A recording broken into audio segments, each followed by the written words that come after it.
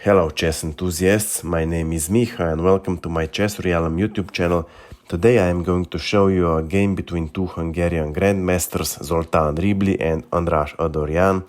Not very much is known about this game except that it was played in 1983 in Hungary. Anyway, Zoltán Ribli had white pieces and he started with knight to f3.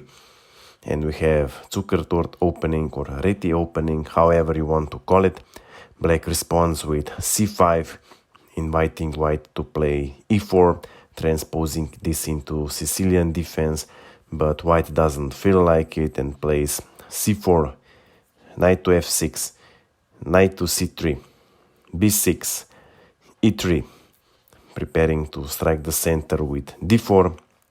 Black does the same with e6, d4, c takes on d4, e takes on d4, Black fianchettos his bishop on b7 and now white plays a3, covering b4 square, preventing any possible pin from black dark square bishop, and now black plays d5, c captures on d5, knight recaptures and knight to e5. White has just sized his strong e5 square with knight, and already in the ninth move black has to be careful, because knight on e5 covers c6 and d7 squares and threatens with bishop to b5 with practically winning position, because then king would only go to e7 and queen to f3 eyeing the f7 square is also very unpleasant. So black removed the threat with a6, queen to a4 check, knight to d7 defending. Here white decides to trade the knight, so knight captures on d5. Black wants to recapture with bishop, but then a6 pawn is not supported, so first black plays b5, queen to b3, bishop captures on d5, attacking the queen. White removes the queen to g3, and now black wants to trade more material. Knight captures on e5, d-pawn recaptures, and now h5.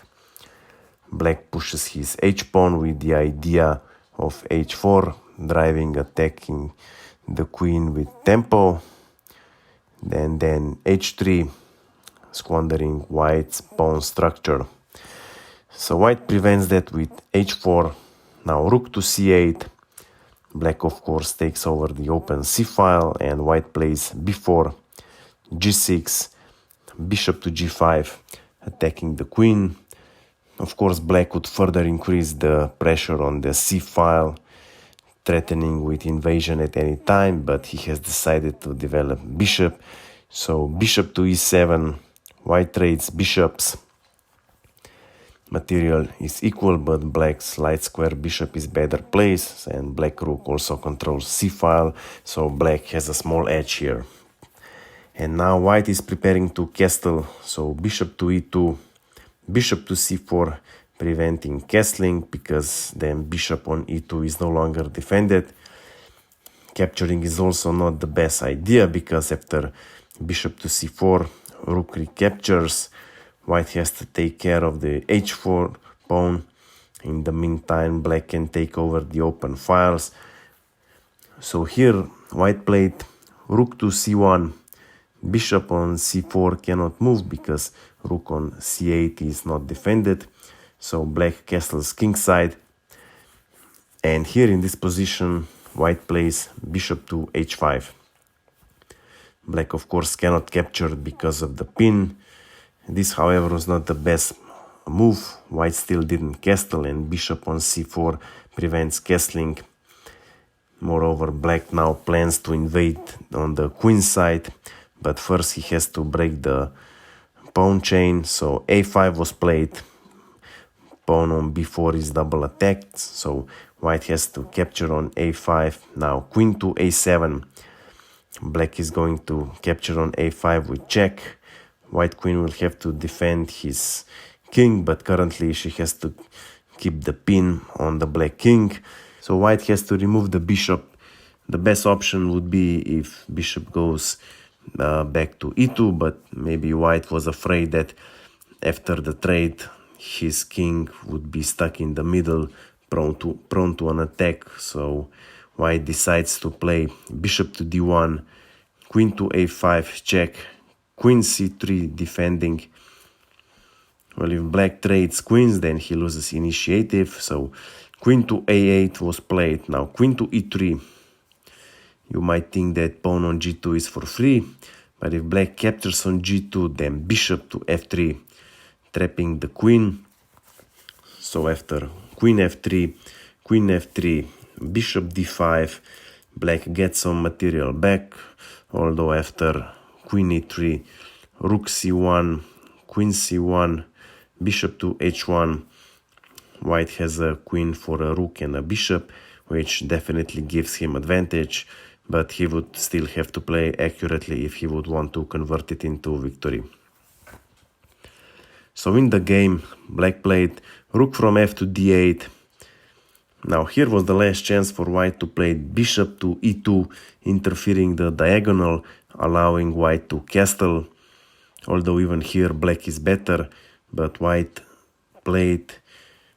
white played was simply a blunder. Bishop goes to f3, and black has a simple task. Queen to a5 was played check. White king cannot go anywhere, so he has to defend the check with pieces.